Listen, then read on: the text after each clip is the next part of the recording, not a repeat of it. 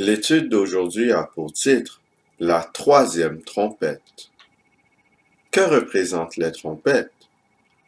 Nous avons vu précédemment que les trompettes représentent des guerres qui servent à la fois de punition et d'avertissement.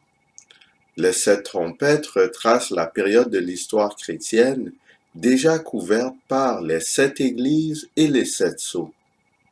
Elle met l'emphase sur des événements politiques et militaires marquants durant cette période. Dieu a permis ces malheurs afin qu'ils servent d'avertissement à Rome de se détourner de ses péchés, de son apostasie. Aujourd'hui, nous allons analyser la troisième trompette qui sonne dans l'Apocalypse. Apocalypse chapitre 8, le verset 10. Le troisième ange sonna de la trompette, et il tomba du ciel une grande étoile ardente comme un flambeau, et elle tomba sur le tiers des fleuves et sur les sources des eaux.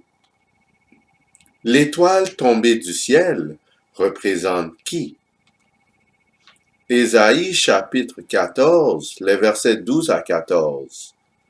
Te voilà tombé du ciel, astre brillant, fils de l'aurore. Tu as battu à terre, toi, le vainqueur des nations. Tu disais en ton cœur, je monterai au ciel, j'élèverai mon trône au-dessus des étoiles de Dieu. Je m'assiérai sur la montagne de l'assemblée, à l'extrémité du septentrion. Je monterai sur le sommet des nues. Je serai semblable au Très-Haut. Ésaïe chapitre 14, le verset 15. Mais tu as été précipité dans le séjour des morts, dans les profondeurs de la fosse. Nous savons que la puissance décrite partage les mêmes caractéristiques de Satan, l'étoile qui est tombée du ciel.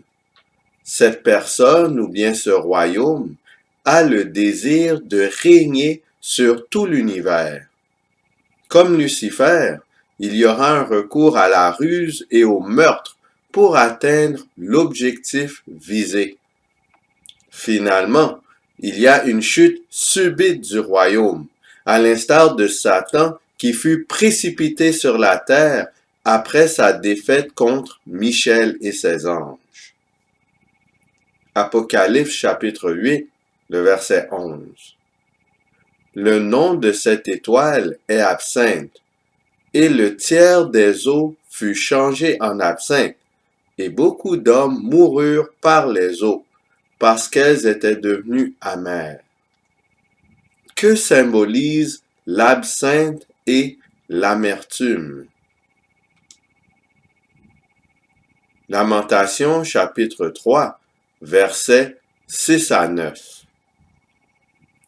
Il me fait habiter dans les ténèbres, comme ceux qui sont morts dès longtemps. Il m'a entouré d'un mur pour que je ne sorte pas. Il m'a donné de pesantes chaînes. J'ai beau crier et implorer du secours, il ne laisse pas accès à ma prière. Il a fermé mon chemin avec des pierres de taille. Il a détruit mes sentiers.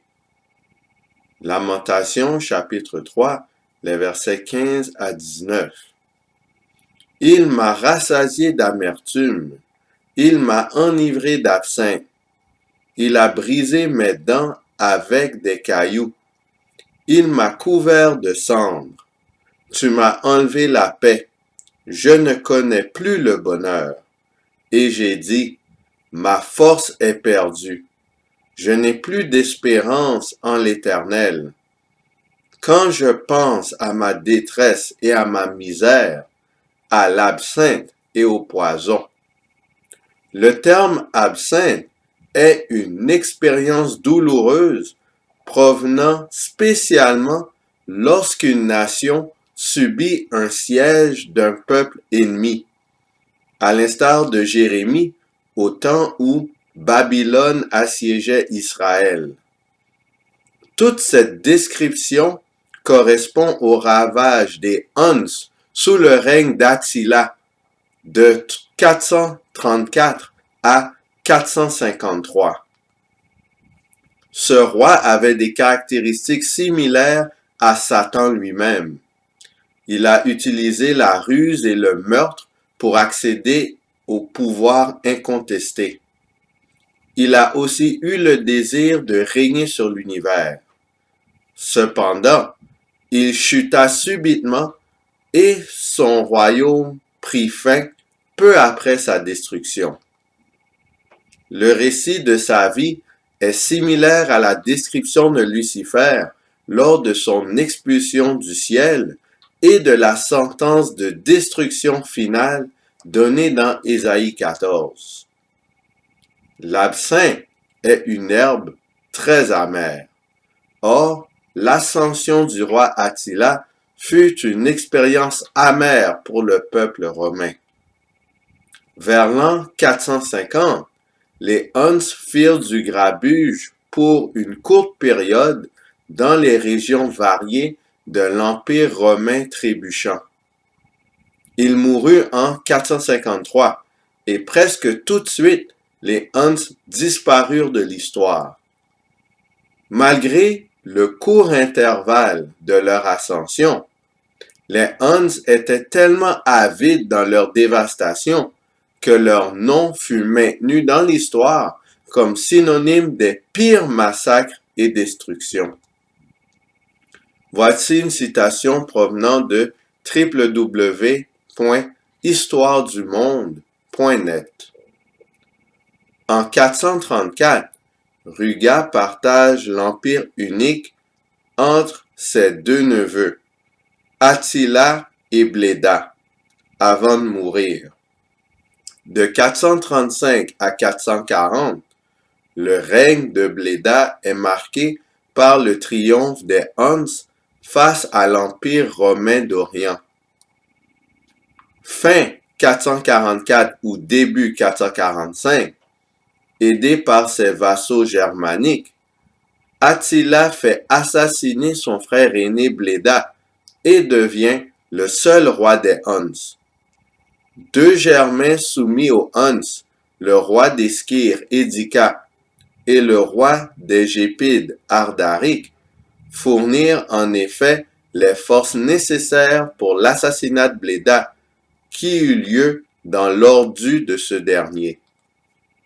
En réalité, il semble que dès la fin de l'assassinat, les alliés germaniques d'Attila aient influencé celui-ci en favorisant la propension qu'il avait de se croire destiné à régner sur l'univers tout entier.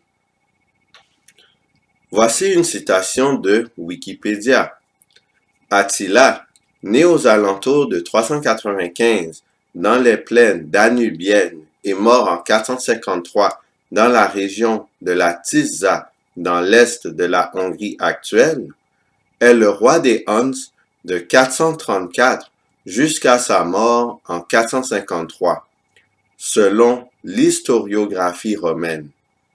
Durant les 50 années précédant son avènement, l'Empire unique s'étend de l'Asie centrale à l'Europe centrale et soumet de nombreux peuples germains.